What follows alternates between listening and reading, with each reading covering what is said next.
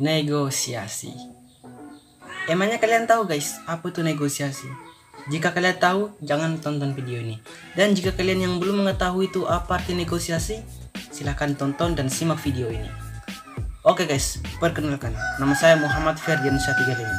Saya akan membahas tentang topik yaitu bernegosiasi, baik itu pengertiannya, strukturnya, dan juga jenis-jenisnya. Namun guys, sebelum video ini dimulai, saya minta kepada kalian untuk mengklik tombol subscribe, like, share, dan komen. Dan jangan lupa belnya biar kalian tidak ketinggalan video terbarunya dari saya. Oke guys, negosiasi. Baiklah, saya akan jelaskan pengertian definisi dari teks negosiasi itu. Jadi, teks negosiasi merupakan salah satu bentuk interaksi sosial antara negosiator-negosiator atau pelaku dalam sebuah transaksi, baik itu pembeli atau penjual, yang tujuannya untuk menghasilkan kesepakatan bersama atau kepentingan-kepentingan bersama. Nah, tujuan negosiasi ini itu adalah sebagai hal untuk memprioritaskan kesepakatan bersama agar tidak adanya menimbulkan kesalahpahaman di antara dua belah pihak, baik itu pembeli dan juga penjual.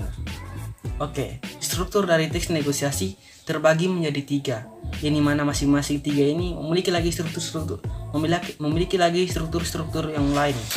Misalnya pendahuluan, yang dimana itu terdiri dari deskripsi atau gambaran dari negosiasi itu. Yang kedua adalah isi.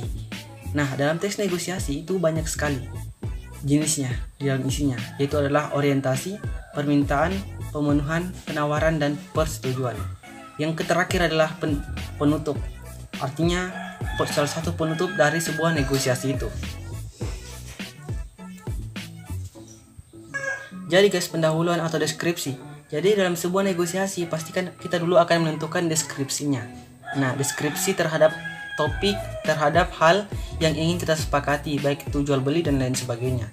Nah, yang kedua adalah isi. Isi itu guys terbagi dari orientasi. Misalnya ketika pembeli dan penjual baru ketemu, mereka akan melakukan yang namanya saling pengenalan.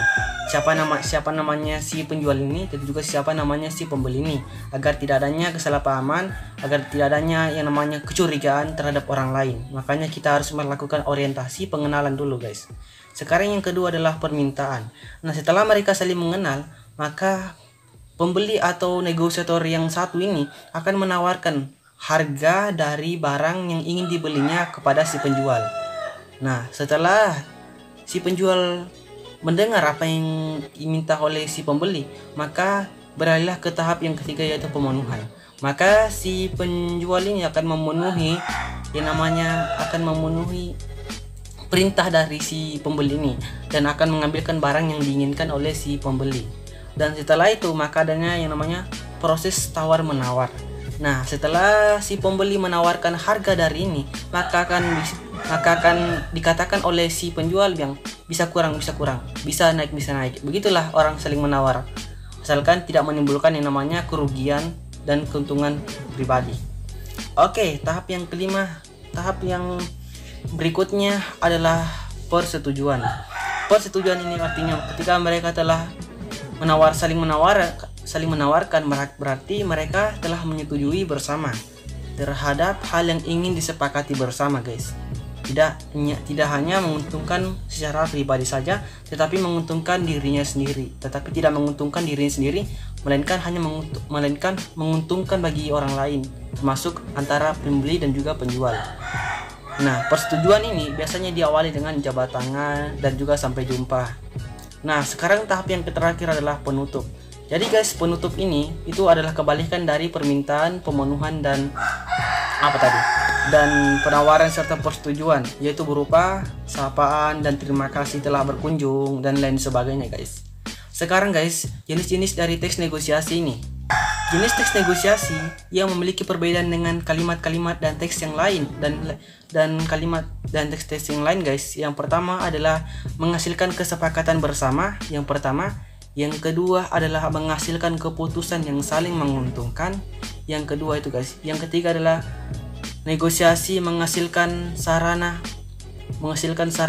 untuk menyelesaikan masalah. Yang keempat adalah negosiasi merupakan salah satu salah satu hal untuk mengarah kepada tujuan yang praktis. Yang kelima adalah negosiasi merupakan salah satu hal untuk mencapai kepentingan bersama.